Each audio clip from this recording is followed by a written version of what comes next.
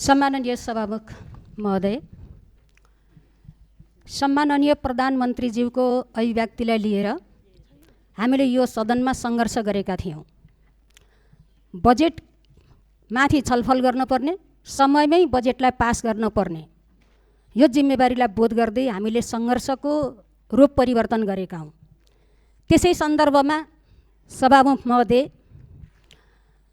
मुलुकको प्रधानमन्त्रीले जुन खालको अभिव्यक्ति दिनुभयो, गैर जिम्मेवार र राष्ट्रलाई नोक्सान हुने अभिव्यक्तिको चर्को विरोध यो संसदमा र संसद बाहिर भइरहेकै बेला परराष्ट्र मन्त्री हाम्रो छिमेकी मुलुक भारतको भ्रमणमा जानुभयो। हामी खुसी भएका थियौँ।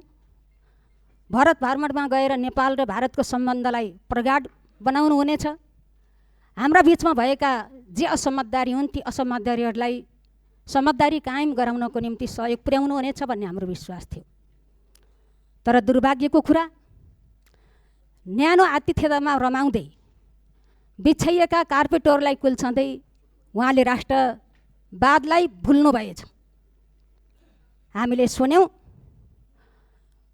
हामीले अतीतको बोझलाई बोक्न सक्दैनौँ भनेर रातो कार्पेटभित्र छोपिएको राष्ट्रघाती अभिव्यक्ति हाम्रो परराष्ट्र मन्त्रीले दिनुभयो। यता सम्माननीय प्रधानमन्त्रीज्यूले विदेशीको जमिन अतिक्रमण गरेको कुरा अभिव्यक्त गर्ने, उतातिर परराष्ट्र मन्त्रीज्यूले समकक्षीसँग बस्दै इतिहासको बोझ बोक्न नसक्ने कुरा गर्ने। सभामुख महोदय, पारी बाख्रा आएको वारी बाख्रा हराएको। आज यो युक्तिलाई चरितार्थ यो कुराले गरिरहेको छ। यसै परिदृश्यमा केही आशंका, केही जिज्ञासा र गम्भीर प्रश्नहरू खडा भएका छन्। मैले आग्रह गर्न चाहन्छु, साँच्चै उहाँले त्यो के चिजलाई भन्न खोजेको हो? अतीतको बोझ हामी बोक्न सक्दैनौँ भनेर के चिजलाई भन्न खोज्नु भएको हो? हामी त्यसको जवाफ माग्न चाहन्छौँ र केही गम्भीर प्रश्नहरू छन्, म त्यो राख्न चाहन्छु कि आज संसदमा राष्ट्रियताको सन्दर्भमा छलफल गर्दै गर्दा उहाँले हाम्रो कालापानी, लिपुलेक र लिम्तिया धुरा लगायतका अतिक्रमित जमिनहरूको नेपालको दावालाई हामीले बोक्न सक्दैनौँ भनेर भन्नुभएको हो या अरू कुनै राष्ट्रिय महत्त्वका विषयहरूलाई भन्नुभएको हो? त्यति मात्र होइन सभामुख महोदय, आज सिमानामा नेपालीहरू सीमा रक्षाका निम्ति लडिरहेका छन्। केही सीमा रक्षामा लडिरहेका नेपालीहरूको बोझलाई मैले बोक्न सक्दिनँ भनेर भन्नुभएको हो। यस्ता गम्भीर प्रश्नहरू आज हाम्रा सामु खडा भएका छन्। तसर्थ सम्माननीय सभामुख महोदय, सरकारका मान्य मन्त्रीजीहरूले पनि सम्हालिएर बोल्नुपर्दछ। सरकारका मन्त्री बोल्ने भनेको राष्ट्रको नीति बोल्ने कुरा हो। राष्ट्रको नीति सरकार परिवर्तन हुँदैमा राष्ट्रको नीति परिवर्तन हुँदैन। कसले जित्छ, कसले हार्छ, कसको सरकार बन्छ, राष्ट्रको नीतिले त सरकार राख्दैन। जहिले पनि राष्ट्रको परराष्ट्र नीति राष्ट्रको हितमा समर्पित हुन्छ।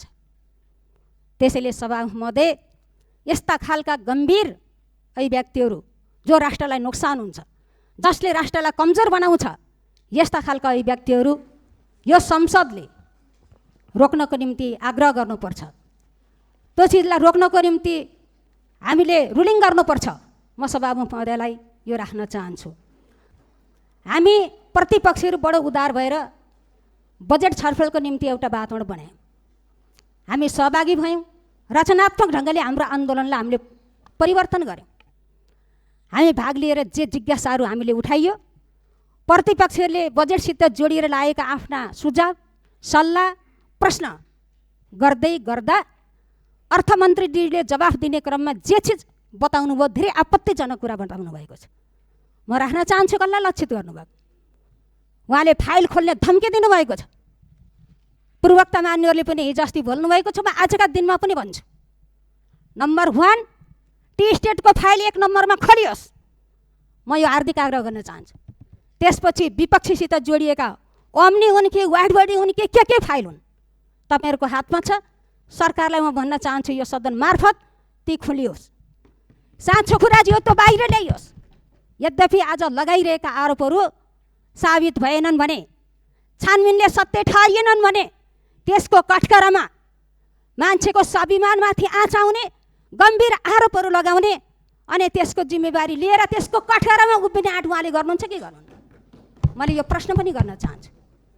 तसर्थ सभामुख महोदय, बुढी मरी भरेन होइन, काल पल्क्यो भनेर डराउनु पर्छ, चिन्तित हुनुपर्छ भन्ने एउटा भनाइसँग सहमति हुँदै हामीले कस्तो संस्कार बसाल्दैछौँ? सरकारकै जिम्मेवारी लिएका मन्त्रीहरू नाङ्गै आएर आरोपित गर्ने, धम्काउने अनि स्वरलाई कमजोर बनाउनको निम्ति विभिन्न खालका काण्डहरूका फाइल देखाउँछु भनेर जुन खालको धम्काइरहनु भएको यो सरासर गलत चिज छ, यो खेदजनक चिज छ। म यो कुरा राख्न चाहन्छु। यो दिशातर्फ पनि सम्माननीय सभामुख महोदयको ध्यान जाओस्। मैले यिनै कुरा राखेर हाम्रो विरोध जारी छ। धन्यवाद।